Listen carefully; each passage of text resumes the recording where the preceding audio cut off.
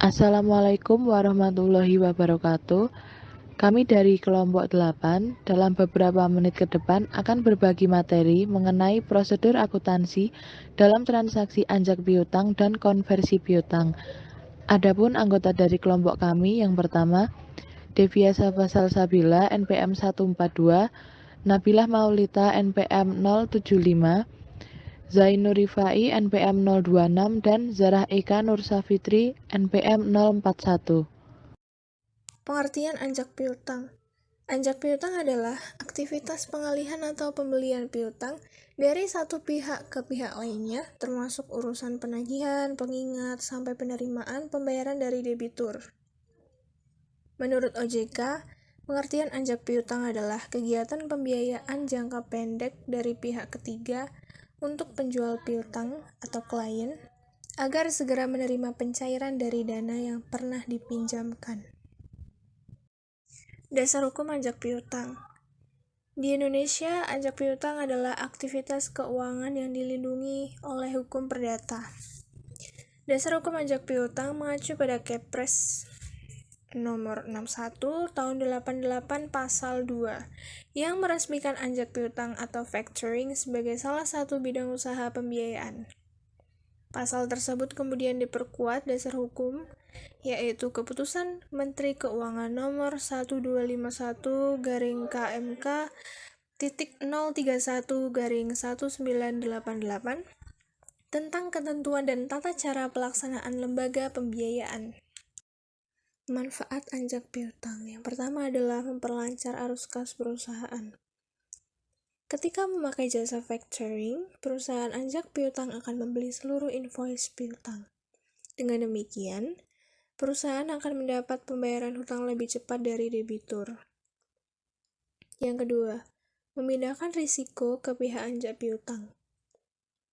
Dalam proses perjanjian anjak piutang, perusahaan akan menerima risiko gagal tagih ini kepada perusahaan anjak piutang pilihan. Yang ketiga yaitu mempercepat proses produksi. Dengan terbayarnya piutang oleh perusahaan factoring, maka jumlah kas real Anda akan semakin besar. Kas ini dapat Anda manfaatkan untuk menambah kapasitas produksi perusahaan. Yang keempat yaitu mengalihkan tugas penagihan. Selain risiko kredit macet, terkadang perusahaan tidak punya waktu untuk melakukan penagihan piutang.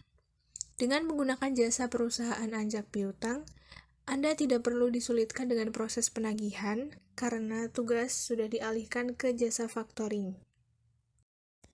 Jenis-jenis anjak piutang. Yang pertama adalah full service factoring.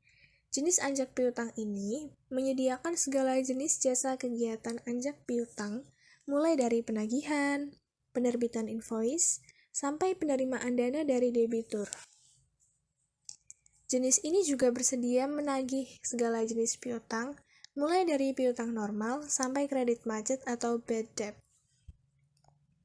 Yang kedua yaitu resource factoring.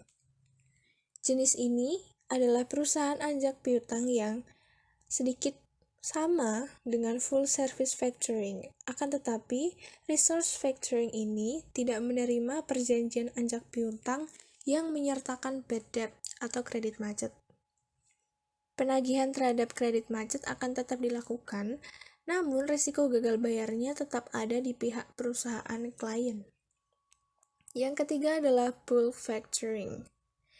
Jenis anjak piutang yang hanya mengcover kegiatan pembayaran di muka atau DP dan penagihan periodik kepada debitur.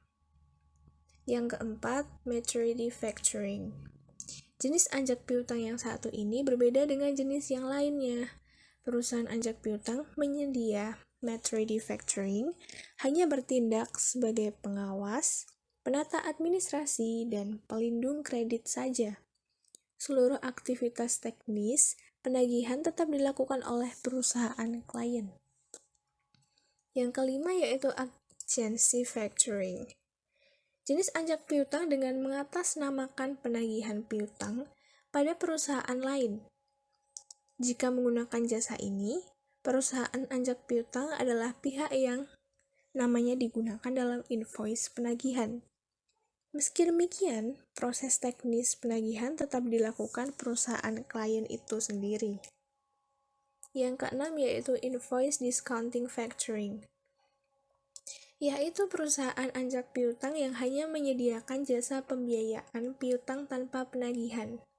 Jika Anda menggunakan jenis anjak piutang ini, perusahaan Anda perlu melakukan penagihan piutang sendiri dengan pembayaran transfer ke pihak jasa factoring.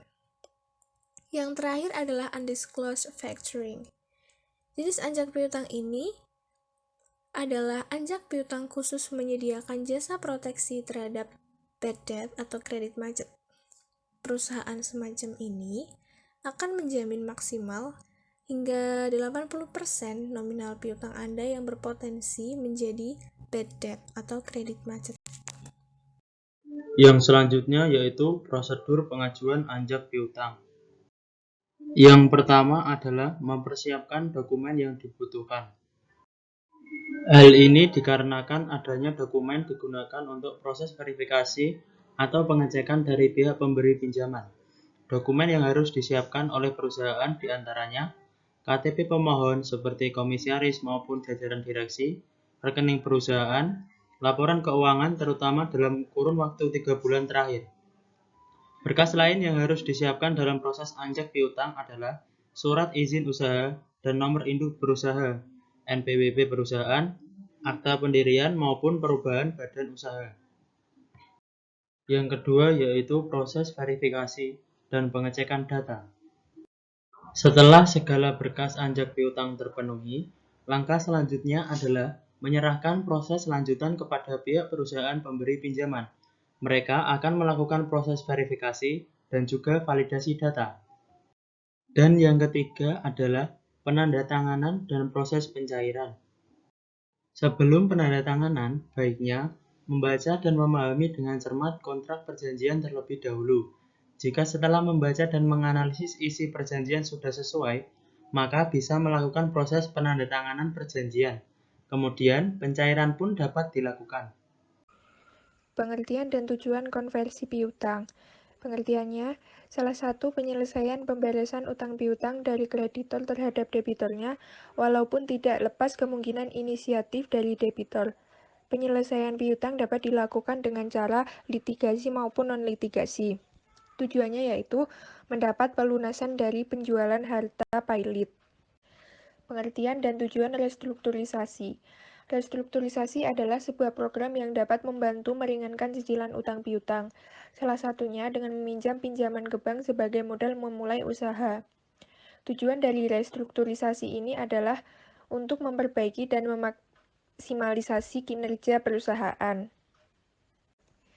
Syarat-syarat yang dilihat oleh kreditor untuk merestrukturisasi utang debitor. Yang pertama, debitor tersebut bona fide, artinya debitor adalah orang yang dikenal dalam dunia usaha dan kredibilitasnya dapat dipercaya. Yang kedua, adanya penilaian dari kreditor bahwa usaha debitor termasuk usaha yang going concern. Selanjutnya, dalam hal setelah dilakukan restrukturisasi utang, debitor tetap tidak mampu membayar utangnya dan ketidakmampuan tersebut bukan karena iktikat yang buruk, maka biasanya utang tersebut akan dikonversikan menjadi aset tertentu seperti saham ataupun aset berupa barang lainnya. Kemudian, dalam kaitannya dengan hal tersebut, dikenal 3 pola penukaran aset. Yang pertama, debt to asset swap, yaitu pembayaran utang dengan cara debitur menyerahkan aset-aset yang dimilikinya di luar aset jaminan kepada kreditur. Yang kedua, debt to equity swap. Pola ini berupa konversi utang menjadi saham debitur, sehingga setelah konversi kreditur akan menjadi pemegang saham debitur. Yang terakhir adalah debt to quasi equity swap. Pola ini berupa konversi utang menjadi saham-saham di anak perusahaan atau perusahaan terafilisasi debitur. Sekian presentasi yang dapat kami sampaikan. Apabila ada kurang dan lebihnya kami mohon maaf. Wassalamualaikum warahmatullahi wabarakatuh.